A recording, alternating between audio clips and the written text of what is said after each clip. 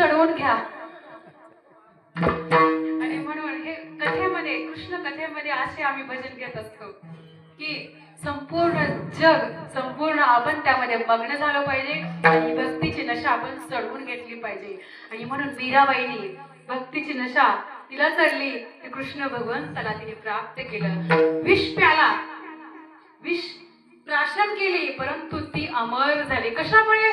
तर ती कृष्ण भगवंताचं व्यसन तिने लावून घेतलं होतं. आणि म्हणून भगवंत स्वतः येऊन तिला अमृत प्राशन करतात, त्या विषाला अमृतामध्ये रूपांतर करतात. असे थोर भक्ती मीरा, ती मीराबाई असेल, मग भक्त सुदामा असतील, अनेक भक्त होऊन गेले. या ठिकाणी भगवंताचं वर्णन मी काय करू शकणार आहे थोडक्या शब्दामध्ये. गोपाला गोपाला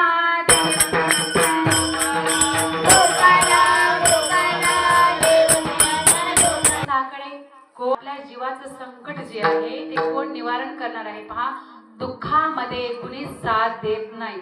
कितीही जीवाचे असले, गण गोत सोयरे धायरे, कुणी साथ देऊ शकत नाही. मग त्यावेळी आपण भगवंताकडे जातो, कुठल्या तरी मंदिरात जातो. जातो का नाही? अनुभवलात तुम्ही. खूप दुःख येऊ द्या, किती जीवाची पत्नी असली, कोरोनाच्या काळामध्ये पाहिले, कितीही जीवाची व्यक्ती असली तरी जवळ कुणी जाऊ शकत नव्हतं, अशी परिस्थिती. आणि अंतकाळी किंवा एखादा रोग झाला ना शरीराला, कितीही जीवाचं असू द्या जवळ येत नाहीत, घाण वाटतं. परंतु परमेश्वर असा आहे की तो कितीही तुम्ही काही केलात तरी ती आई आहे. आणि तो कितीही तुम्ही पाप केलात परंतु त्याला शरण गेलात ना तर तो जवळ घेतल्याशिवाय राहत नाही, कारण ती आई आहे.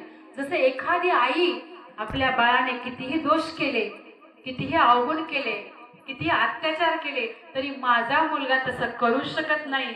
आणि म्हणून परत त्या बाळाला जवळच घेते. पिऊन येऊन मारणं का आईला, परंतु तो माझा मुलगा तसा नाहीच म्हणते ती आई. ही आई असते. मग तो ईश्वर तर जगाची आई आहे. तो कसा असेल? तो दयाळू, मयाळू, कृपाळू, कनवाळू असा हा परमेश्वर या जीवाचा उद्धार करण्यासाठी युगायुगामध्ये अवतार धारण करतो आणि या जीवाला ज्ञान निरूपण करतात. आणि मग परमेश्वर जो अनुसरला, जो संन्यास घेतला, जो परमेश्वराच्या विचाराने गीतेच्या तत्वानुसार चालला, त्याचा उद्धार करतात. आता अवतार आणि उद्धार याच्यातला थोडासा फरक तुम्हाला मी सांगते दृष्टांत देऊन. एक मनुष्य, तो पुढारी होता. पुढारी कुठेच न झुकणारा, कुठेच न वाकणारा. आता पुढारी झुकतात का? सहजासहजी झुकत नाहीत. मी कोणीतरी आहे, हा मी त्याचा आडवा येत असतो. मग असा दत्त जयंतीचा सोहळा त्या ठिकाणी चाललेला आहे आणि त्याच्या छोट्या मुलाला घेऊन तो मंदिरात गेला. आता त्याच्या छोट्या बाळाने विनंती केली, पप्पा मला एक घंटा जी आहे ना ती वाजवायची आहे. आता तो पिता कुठेच न झुकणार परंतु मुलाच्या हट्टापुढे काय केला? झुकला, वाकला आणि त्या मुलाला उचलला. मग परमेश्वर ही तसंच करतात. परमेश्वर ह्या जीवाचं दुःख पाहू शकत नाहीत. अवतरतात म्हणजे या मृत्यू लोकामध्ये उतरतात, झुकतात, खाली येतात. हा आहे अवतार. आणि उचलतात म्हणजे हा जसा पिता आपल्या मुलाला उचलतो, आपल्या खांद्यावर घेतो, मग त्या मुलाचं डोकं आपल्या पित्याच्या डोक्याच्या वर होतं आणि त्याला ती घंटा पोहोचते. तसं परमेश्वर जो जीव या ईश्वराला शरण गेला, त्याच्या तत्वानुसार चालला, त्याला उचलतात. एवढं उचलतात आपल्या डोक्याच्या वर, म्हणजे माया स्वरूपाच्या पलीकडे केवळ परमेश्वराच्या स्वरूपामध्ये मोक्ष प्राप्तीला त्याला घेऊन जातात. हा आहे उद्धार, हा आहे अवतार आणि उद्धार. याच्यातला डिफरन्स, फरक हा डोक्यामध्ये तुमचा फिट करून ठेवा. तर अशा पद्धतीने परमेश्वर अवतार धारण करतात युगायुगामध्ये आणि जीवाला ज्ञान निरूपण करतात आणि या जीवाचा उद्धार कार्य सुरू ठेवतात. गोपाला गोपाला परमेश्वराने तर ज्ञान निरूपण करून निभवून गेले ईश्वर अवतार, परंतु बहुमोल असा गीता ग्रंथ आपल्याला ठेवलेला आहे आणि तो ग्रंथ वाचून आपल्याला काय करायचंय? त्यानुसार आचरण करण्याचा प्रयत्न करायचा आहे. त्याशिवाय दुःखातून सोडवणारा कोणीच नाही. अंतकाळी एक परमेश्वरच या जीवाला दुःखातून वेगळं करतात, मोक्ष प्राप्तीला घेऊन जातात. म्हणून कृष्ण भगवान सांगतात, अंतकालेच मामेव स्मरण मुक्त्वा कलेव. फक्त मरताना अंतकाळी माझं नाव तुझ्या मुखात जरी आलं ना, तरी तुला मी प्राप्ती करून देईल, अशी गॅरंटी कृष्ण भगवंतांनी या गीतेमध्ये दिलेली आहे. तर असा हा परब्रह्म परमेश्वराचा अवतार आहे. आणखीन एक सुंदर असा दृष्टांत मी तुम्हाला देते. हा लीळा चरित्रामधला एक दृष्टांत आहे. एक माणूस तो काय करतो, आपल्या शेतामध्ये जातो. गरीब परिस्थितीत थोडंच शेत होतं त्याला, आणि त्यांनी धान्य घेतलं. तेवढ्यामध्ये काय झालं की स्वर्गातला एक हत्ती इंद्राचा रोज त्याचं धान्य खाऊन जायचा. त्यांनी पाहिलं की कोण खात आहे, आणि म्हणून एक दिवस त्यांनी पाहिलं आणि त्या हत्ती उडत असताना त्याची शेपटी पकडली आणि तो स्वर्गात गेला. ही लीळा चरित्रामध्ये ही आलेली आहे घटना.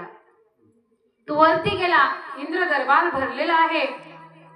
त्यांनी आता त्या इंद्राला भांडायला सुरुवात केली की महाराज, माझं नुकसान केले तुमच्या हत्तीने आणि माझी नुकसान भरपाई द्या.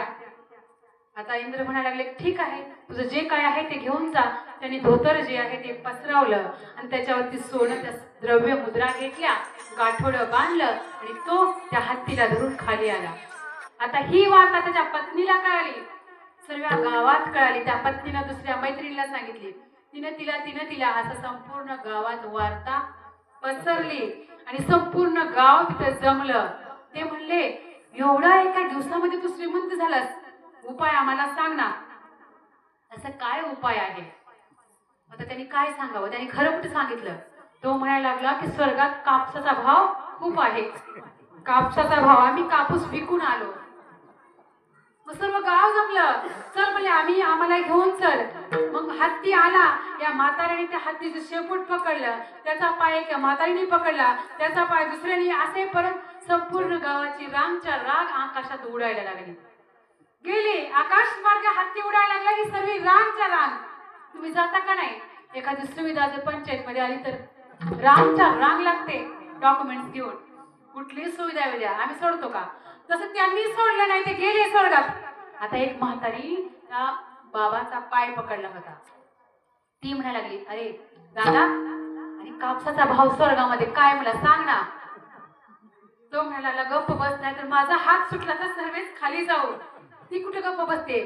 ते म्हणले, मला सांग ना, माझं एवढं शेत आहे, एवढं कापूस आहे, म्हणजे किती प्रॉफिट होईल, किती पैसा येईल, मला गणित लागेल, भाव सांग, पटकन सांग, मला काही चैन पडत नाही, फक्त भाव सांग, मी माझं गणित करते, किती पैसा होईल माझा.